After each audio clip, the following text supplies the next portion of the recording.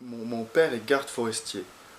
J'ai grandi en forêt, loin, un peu loin d'un village même. Tu vois, c'est même pas la ville, c'est un village. J'ai grandi en forêt, puis on n'était pas vraiment riche, tu vois. Alors, on a vécu déjà dans le milieu familial, dans une certaine simplicité de vie, du fait de notre pauvreté en quelque sorte.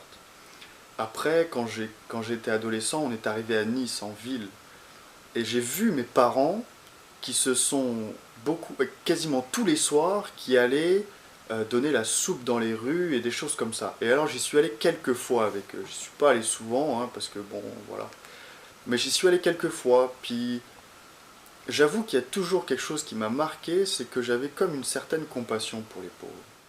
C'est vrai que quand on est petit, on suit les parents. Tiens, on va à la messe le dimanche et puis on participe, on est à côté de ses parents, puis c'est très bien. Mais il n'y a pas encore cette adhésion du cœur, il n'y a pas une réelle conversion. Alors, ben c'est ça, j'ai grandi comme ça, là-dedans, dans ce milieu franciscain, avec des enseignements, des temps de prière, puis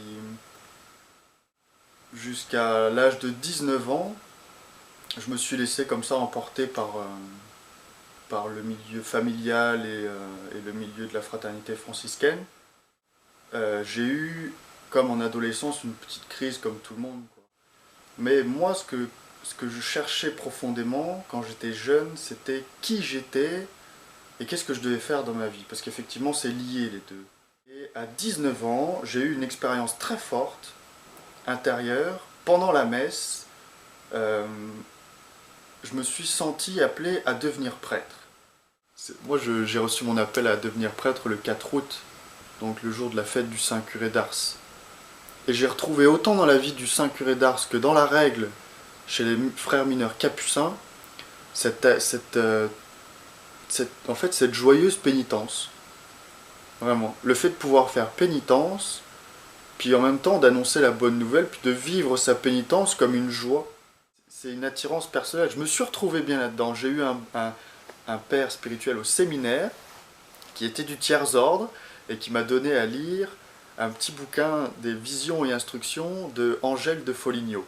Voilà, une des grandes mystiques franciscaines, enfin du tiers-ordre. Et j'ai lu le bouquin en quelques jours, c'est magnifique, c'est extraordinaire. Ça a alimenté mon oraison d'une manière incroyable. Ma, ma, ma, ma joie déjà de porter un habit capucin, c'est un habit qui est très simple, qui est... Alors c'est ça qui est extraordinaire dans l'habit capucin, c'est un habit de chœur, donc de chœur de l'église pour les offices, etc. C'est un habit de voyage, parce qu'on a une capuche. C'est un habit de travail, parce il est ce qu'il est, il est brun, on a une simple corde, on n'a pas de scapulaire en plus, voilà, c'est un habit... Puis c'est un habit de pénitence aussi, François c'est comme ça qu'il l'a mis, enfin moi c'est ce que j'aime à regarder dans notre habit avec Saint François, c'est que lui il l'a pris comme habit de pénitence.